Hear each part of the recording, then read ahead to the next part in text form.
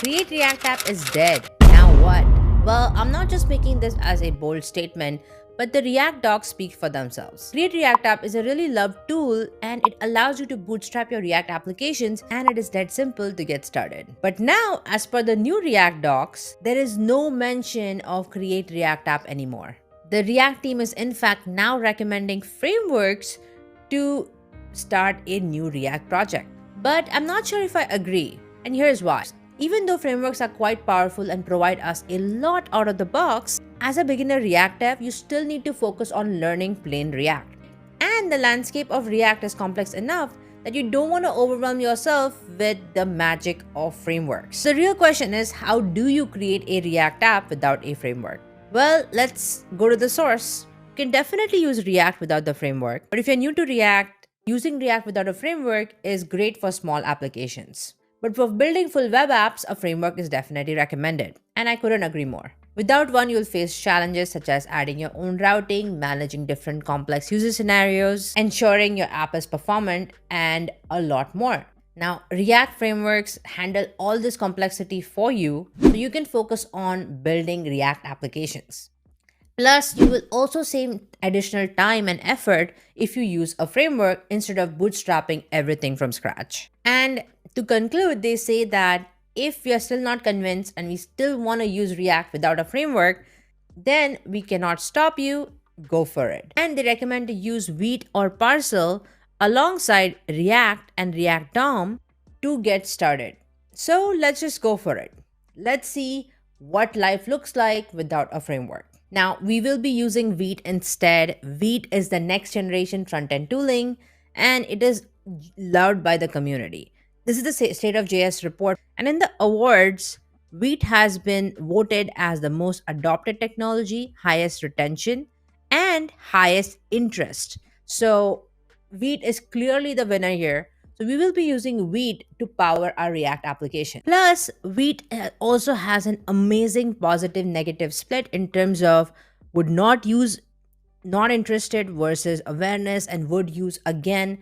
But Vite is clearly at the top and the numbers are really looking good. So what exactly is Vite? Vite is a front-end tool for building front-end application. It is not just limited to React though. You can pick whatever you want with Vite. For example, you can set up a vanilla, Vue, React, Preact, Lit, Svelte, Solid, Quick, and others with Vite itself. But Vite does two things really well. One, it serves code locally during development at a blazing fast speed. And second, it will bundle all your assets such as JavaScript, CSS, and all the other assets for production. Now, Vite does provide with a lot of cool features such as all of these listed below. But the few I would love to focus on is lightning fast HMR. Now, HMR stands for Hot Module Replacement. Now HMR allows you to update parts of the page without needing a full refresh. All you need to do is make changes in your code, save it, and immediately see the changes right away on your app at a blazingly fast speed. And HMR will take care of all of these updates for you. It also uses a module called Bundler, a pre-configured rollup build with multi-page and library mode support.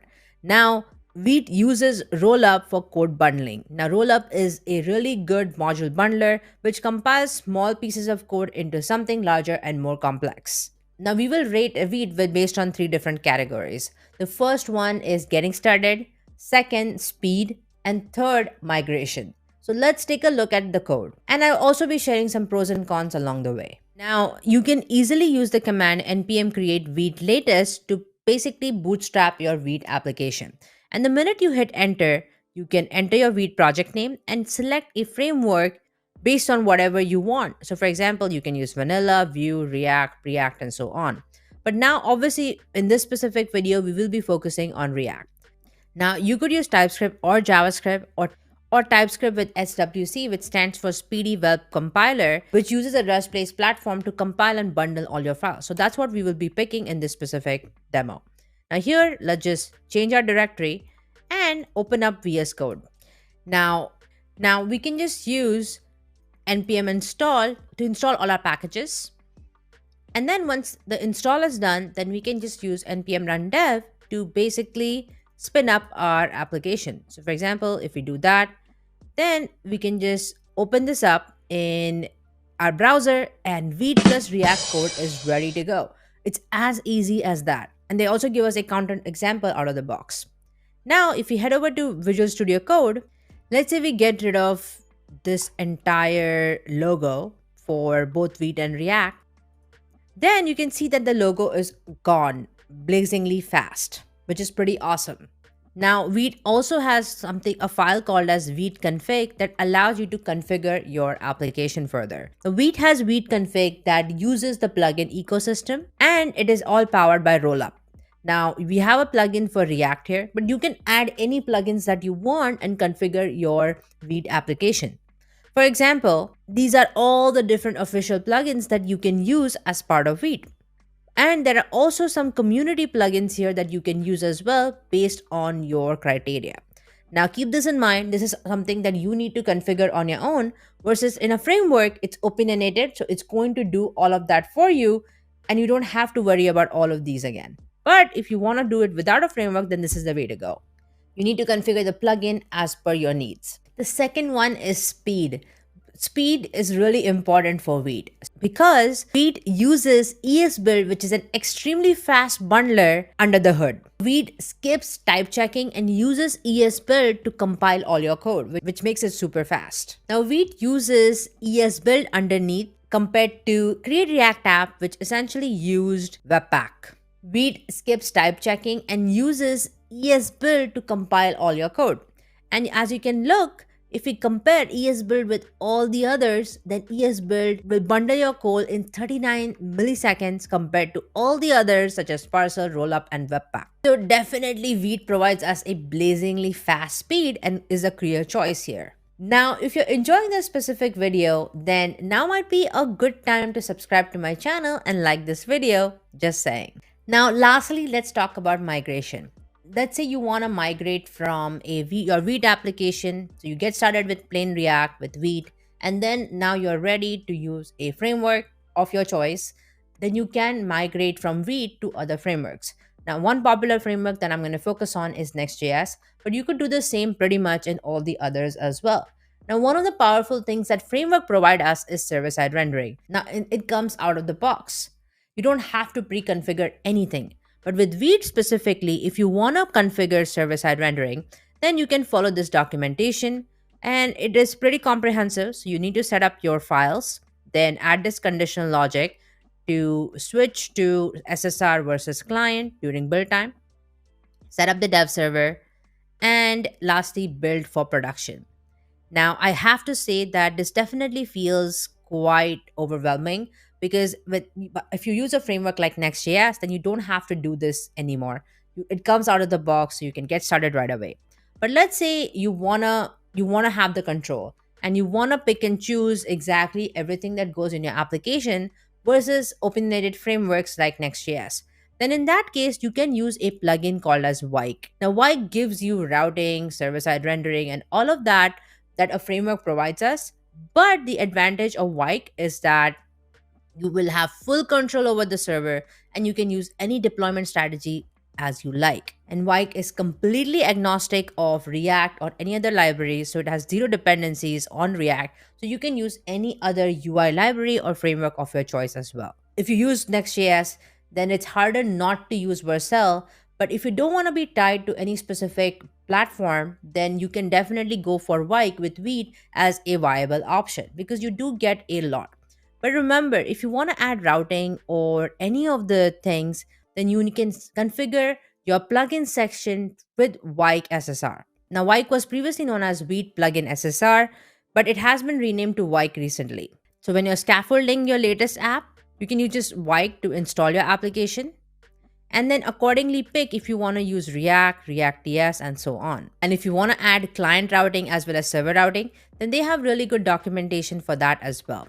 Now, let me know in the comments if you want me to dive into Wike and how you can set up Vite and Wike together, basically power everything that a framework provides us.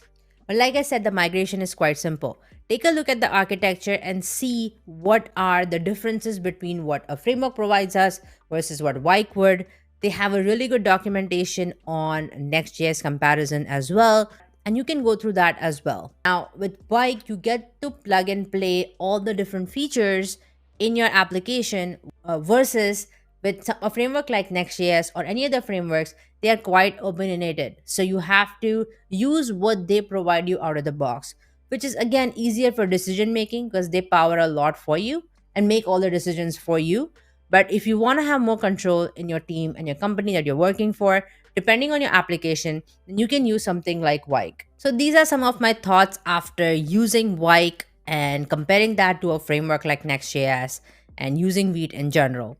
Now, Vite definitely prioritizes on its own single page applications. You have to use plugins to basically power up things like SSR, which are very popular in modern day frameworks. After I did get used to using a framework like Next.js or Remix and others, then adding SSR and routing to my application and doing all the thinking definitely felt overwhelming.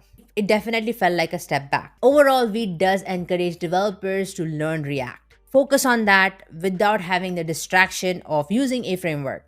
So I still recommend using Vite if you want to get started with React and you don't want to use a framework, or if you're in a team, then you can basically plug and play and use something like Wike to basically pick the Lego pieces you like and plug them together. But I'm quite happy that solutions like Vite exist today. Thank you so much for watching this video. I would love to know what you think about using Vite and Wike together in your React applications, or if you still prefer using a framework like Next.js, Remix, and so on to make all the decisions for you. I would love to know in the comments below. Now, as next steps, if you want to become a front-end developer or aren't sure how to get started, or if you are an existing one and you want to figure out the missing gaps in your skill set, then you should check out this specific video that will teach you and give you a front-end developer roadmap for this specific year so you can know everything that you need to know to become a successful front-end developer. Else, you can watch this other video to learn more about the front-end ecosystem. So I'll see you in the next one. Thanks for watching. Bye for now.